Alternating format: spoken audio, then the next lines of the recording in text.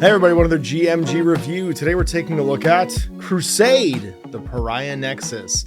The, by me at least, long anticipated expansion to the Crusade rules for Warhammer 40,000. This was my favorite way to play 8th edition 40k. Owen and I actually played quite a bit of 8th and 9th edition Warhammer 40,000 Crusade. My Ultramarines against his Necrons back in the early days of 9th edition. And it was a great time. Like, honestly, when I was playing Warhammer 40,000 originally, stitching a narrative together between the games, like some of my best, university years, mid-20s, 40k gaming was when we had like a loose storyline going between like our commanders and the sort of like events that were leading up around to the battles and the battles themselves. We would typically start games like that when we started new armies. So you would, plan to play at your 1,000-point level, like whatever the tournament size we were building towards. This gave us encouragement for playing games, through up until that point, and kind of made it less painful to wait to play a game. Like, you didn't need to wait because, one, we only played painted, and two, you didn't need to wait to have like your whole army to actually get to throw down and have some memorable games sort of like, in between. Last but not least, we also played smaller games that way, and it meant that we could play at home because back then, this is pre-gaming mat. So, I mean, it's not pre-gaming mat. We had some gaming mats that weren't the best, right? We had the paper gaming mats, the old model train paper gaming mats, and some of the felt gaming mats from Games Workshop. And while they were fine, they weren't what you would say is like an at-home gaming setup that was available today. So I just basically, short story long, I really like playing narrative gaming, and I'm excited this Crusade book is now out from Workshop. So this was sent along as a review copy, complimentary by Workshop, so thanks to them for letting me have a look at this early. And it sets a setting and sort of tone for playing Crusade games, as well as a bunch of missions set in the area of the Pariah Nexus, the Nephilim subsector as it is now.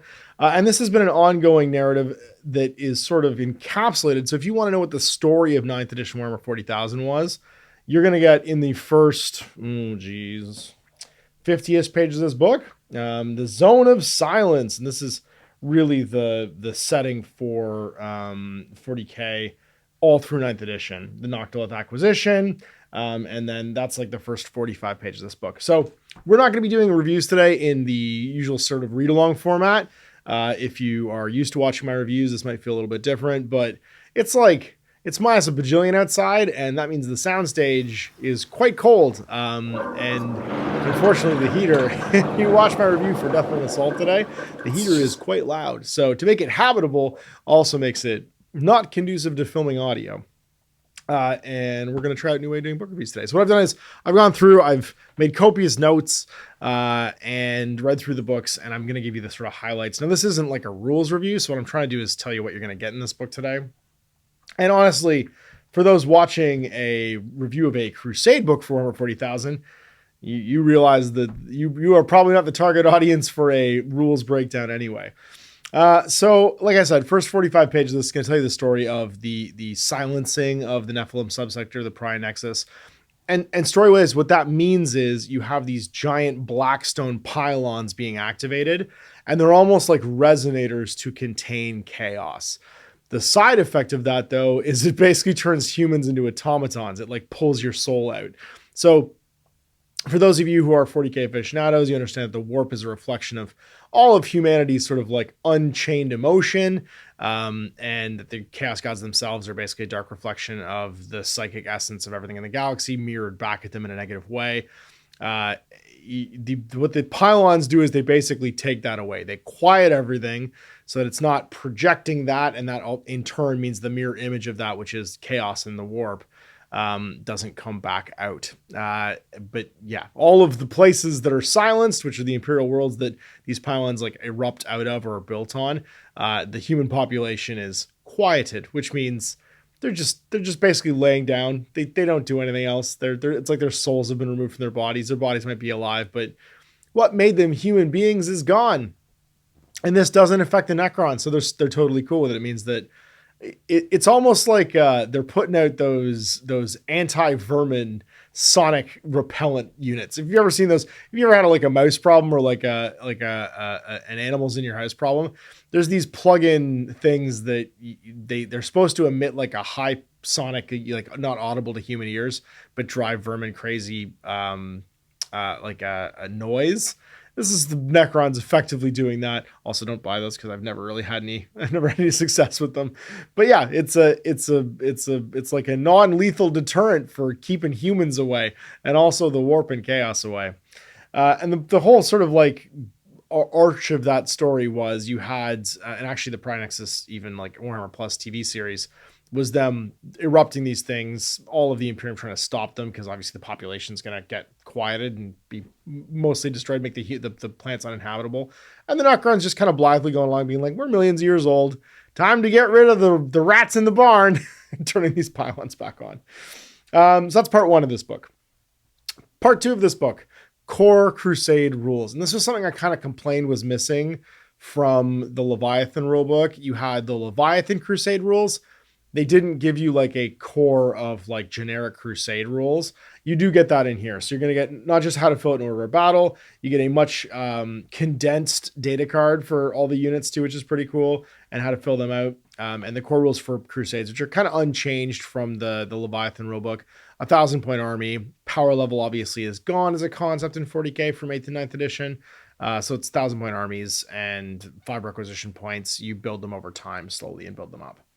You get your core requisition abilities, which are used in all Crusade games. So things like increasing your supply limit. So you're going to grow 200 points to your core army list that you can now recruit. Your game size stays the same. It's a lot like playing Kill Team or playing Warcry, where your total list of what's available goes up, but then you pick from that for your actual games down to 1,000, 2,000, or 3,000 points. Renowned Heroes lets you add characters to your army. Legendary Veterans. It allows you to purchase this requisition when a unit reaches 30 XP. That unit's experience total is no longer limited to a maximum of 30 and can now be above battle hardened. In addition, the maximum number of battle honors the unit can have is increased to 6. So basically for playing long campaigns, if you get really experienced heroes, they get to go up in level. Rearm and resupply lets you get rid of and change out your Crusade relics and weapon modifications. Repair and recuperate. It basically allows you to get rid of battle scars if you've been damaged. And then fresh recruits. Purchase this whenever you have like an order of battle unit. If it could have 10 and increase to 20, you increase it to 20. Like you're up in your unit sizes basically. You cannot make this though if it would go up past your supply limit. So like spending requisition points to increase the size of a unit, you also have to increase your supply limit commensurately. So you're spending your requisition points on all that stuff. Ranks and battle honors, so you can still have up to 51 points of experience, and you'll earn experience from various different ways. Your battle honors then, of course, are attached to the unit and make them better at fighting, shooting, whatever it is, depending on what the unit size is. And you can also buy things like weapon mods and find Crusade relics as well. But only specially ranked characters can carry relics. So if you find a cool Crusade relic, either one of the generic ones or the ones that are from the battle zone that you're fighting in, you can then attach that to different level characters. And then finally, you got to make your battle scar rolls. You get your 6 different levels of battle stars. You have like crippling damage. You're cannot advance and you have -1 move. So this is a battle star that would it means that your vehicle's tracks are all falling off or your legs are all broken. Battle weary. Each time this unit takes a battle shock, leadership, desperate, escape, or out of action test, you're -1 to the test. Fatigued. You're -1 obsec models in the unit, and you never receive a charge bonus. Disgraced. You can't use stratagems, and you can't be marked for greatness. Mark of Shame. This unit cannot form an attached unit. It's unaffected by the aura abilities of friendly units, and it cannot be marked for greatness. And then Deep Scars. Each time a critical hit is scored against them, they automatically wounds that unit. So, Deep Scars is everything is lethal hits to you, which is very funny. Now you can, like I said, rest and recuperate to buy off battle scars, but it doesn't mean your units, if they get jacked up, can suck. Remember, you only take a battle scar on a 1 though. Usually on 2+, you just walk off whatever happens during the game. And that's the next, 25 pages of rules. So the core Crusade rules are in here, which is nice, which means for those intrepid Crusade players that want to go and write their own Crusade setting, they now have these like pulled out, like that there's a section in here that is the core Crusade rules for playing your games out of. And then we get our next section, which is the Nephilim War Zone. And this is going to give you your additional agendas, something like unique rules for the war zone, like Blackstone discoveries. So you're kind of trying to build up a supply of Blackstone in this one. Blackstone is the material that all the pylons are made out of. Blackstone fortresses are made out of. And it's sort of the core, like, you need to have this to quiet chaos. If you're gonna try and do all the same stuff the Necrons are doing, or use any of this ancient technology, this Necrontyr technology, you got to acquire this as a resource. You get special battle traits for the war zone, Crusade relics to find during the war zone, and then you get a mission section for doing that. So, like, if you want to spend 20 Blackstone stuff on battle honors for characters, you can become a single-minded seeker. 10 for the single-minded seeker. If the bear is a warlord, at the end of the battle, roll a d6, adding 2 to the roll if you won the battle. On a 6+, gain 3 Blackstone fragments. So that's a good one to get early on as a battle honor, because it means that you're going to then get more battle honor, or more Blackstone. For 15, you could be an acquisitive opportunist. I love that there's so much like capitalism in this, because you're just trying to find all the Blackstone. Aggressive. At the start of the battle, the bear, if the bear is your warlord until the end of the battle, it gains the abilities below that corresponds to the strategic footing that you're on. This interacts with a later rule.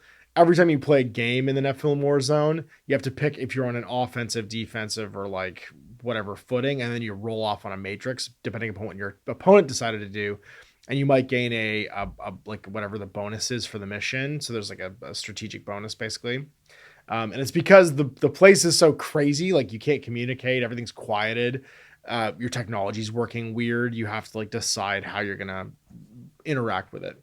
But depending upon if you have a different strategic footing, so balanced, defensive, or aggressive, you gain a different bonus.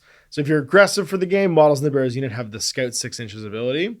If you're balanced, you gain lone operative. And if you're defensive, models in the bear's unit have the stealth ability. So your leader, if he's got the acquisitive opportunist, is going to get a bonus depending on what you pick for the game.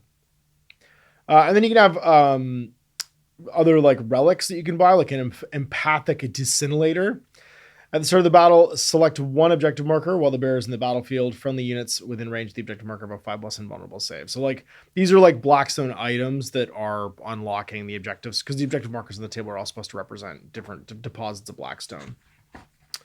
You get unique battle traits and Crusade relics. So like I said, you could use these either as like a template for your own setting, or as just playing in this war zone. Like the Veil of the Ancients, just get a 4+ invulnerable save. You find the relic.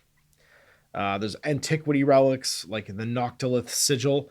Non-psyker model only, because it would make your psychers go insane.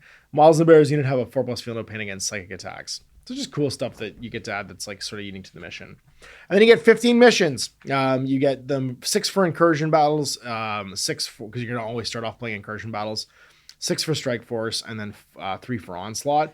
And I think the idea behind this, from what I'm kind of like getting, is that you play through and grow your force until you're playing the onslaught missions. So you could be playing 15 different missions, and over the course of the Crusade, if you play all 15, you end up playing 3,000 point games at the end, because you've increased the size of your collection to that level. And they vary. There's like a bunch of different missions and agendas that would sort of like be indicative of like the fact that you're kind of on like a weird exploratory mission. You're trying to find, and like you're what's the word? You were like ancient prospectors prospecting for Blackstone through this war zone. The agendas are also fairly generic. Like they would work for most settings, which I think is cool. Like to the last, at the start of the battle, you can select the 3 units from your Crusade army that are on the battlefield. For each of those units, at the end of the battle, if it wasn't destroyed, get 2 XP. If it wasn't below a half strength, get 1 XP. And for each unit that was not destroyed, you gain a Blackstone fragment. So like it's a cool kind of it ties to this mission, but you could just cut the Blackstone fragment part and have it apply to any Crusade. And then, like I said, your strategic footing agendas, if you decide to be aggressive, you could gain first to the fray. If you want to be calculated, for balanced, calculated destruction, you gain extra XP for holding objective markers, then hold steady.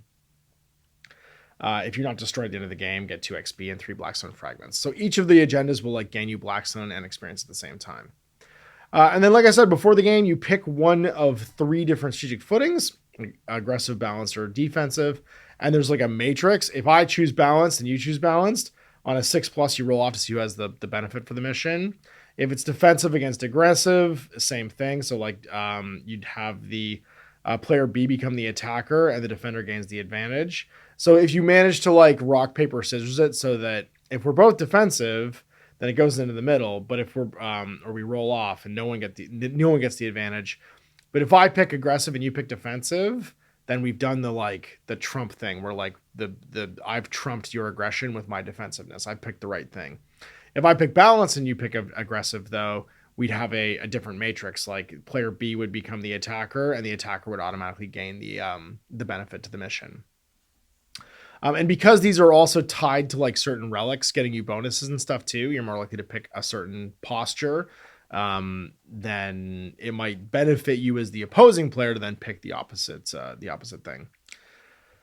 Now, of course, all the missions they're fairly generic missions, but they've all been given like a twist. So Geists in the Static is one of the incursion missions, the first one. It's basically like a classic 5 objective markers, but there's an advantage for whoever picked the right posture. Before the battle, select 1 unit from your Crusade army, and until the end of the battle, they gain infiltrators, but they can't start within range of objective markers. So you get like a little bonus to like your deployment. And then you also get Blackstone fragments as a victory bonus. So that's kind of what ties them in. They're a lot like the core missions in the core rulebook, just given a twist for playing inside the war zone, and then given cool names like Reawakening. The end ones you're like fighting in a tomb, hammer and anvil style. And yeah, like the names are like Nullification Field and Interdimensional Clash. And the idea would be, of course, that the final acquisition would be the last mission that you're playing, and you're playing on a giant table with like 3,000 points to play with. And that's it. That's your sort of like goal, is play through, keep adding to your requisition force up to, that 3,000 point limit, and play the final level. So what do I think? Well, I mean, it's cool that it's here. It's cool that it's separate. I do wish it was in the core rulebook. I loved the fact that the Crusade and narrative gameplay was given just as much weight in the core rules of the last 2 editions of the game.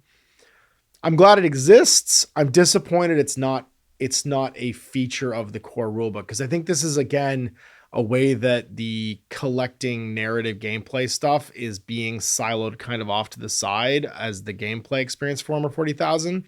And it's just another one of those kind of like subtle messaging things that like match play games are what real Warhammer 40,000 is, but we have this here for you off to the side if you want to play it. I'm also kind of disappointed it's not a new Warzone. It's the last edition's Warzone as a Crusade narrative. And while I do understand that allows you to like complete the narrative arc and have all the exposition of like what happened in the story, because the story was being like dripped out over the course of 9th edition, I do think that they could have done something new. I don't know. I guess it's just kind of like there now. The Warzone's there and it's fully unveiled. And maybe the Noctilus Rift or whatever our current Warzone is becomes the Crusade for 11th edition, or they just do a Crusade book for that once they end this edition with another Crusade book that's that Warzone. But yeah, it as much as I'm excited it's here and I'm glad it's here, like I am grateful that this is published and Crusade just didn't go away. It does feel again like the messaging from the company is you got to pay extra to play this way because it's not as popular as the matched play competitive sort of esports version of Warhammer 40,000. And that to me overall is just kind of indicative of the mindset. It's like, it's the sort of speedy version of Warhammer where, you put your models together, you put them together one way, you select units from a roster, kind of XCOM style. You don't get to tinker with them that much. You put them on the table, you play a game, you win or you lose, you reevaluate your tactics and you play again. That kind of long, slow hobby building of Warhammer doesn't seem to be fully in frame anymore, if that makes sense. It's less, if it was a pan over shot, it's not what's in focus. It's kind of over to the side in the background. And while I appreciate that it's still around, it obviously isn't where the main sort of thrust of the game is going towards. And that just makes me a little bit sad because I do love the memories I have and the sort of like experience I had in Warhammer 40,000 with that sort of narrative build and play style gaming that is espoused in here. And I don't really know what that means for the future, because I've already had that experience. But my sort of thoughts is what happens to the 20 something getting into Warhammer 40,000 now that shows that experience as being equally valid. And I think that was the focus on those things was self-selecting in my time. Now it seems like it's more sort of thrust to the forefront by the marketing and imagery and the way things are sold. So yeah, something to think about, because the question will be, will there be someone like me 20 years now in the future that's had an experience like this and thinks about this hobby the way that I do? Where it is sort of more of a storytelling and long, slow hobby process of building and envisioning your stuff into the future, which is what Crusade's all about. It's about building your own army and having your own experience and naming your own characters. So I'm glad it still exists. I don't know how accessible it is if it's not in the core rulebook. And I don't know how hobby aware people will be of it if it isn't sort of like held more up into the light by the company that produces the books and the models and the miniatures. So we'll see how it goes going forward. And there's my review. Big thanks for watching, and we'll see you for more GMG reviews in the future. I'm Ash. Happy gaming.